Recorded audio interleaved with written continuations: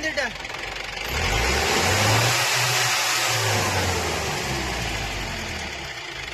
Guys ನೋಡಿರಿ, ನೀರಂತ್ರ ಕಡಿಮೆ ಆಗಿದೆ. ಹಿಡಿಯೋದು ಎಷ್ಟು ಹಿಡಿತೈತಿ ಅಷ್ಟೇ. ರೇಟ್ ಮಾಡ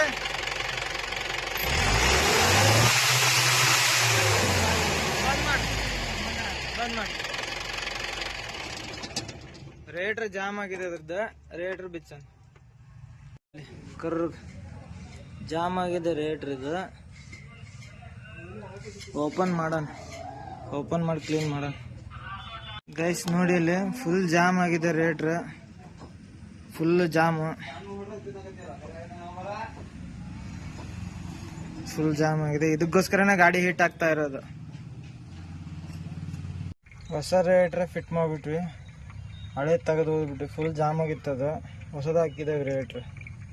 ಈಗ ಹೀಟಿಂಗ್ ಪ್ರಾಬ್ಲಮ್ ಹೋಗುತ್ತೆ.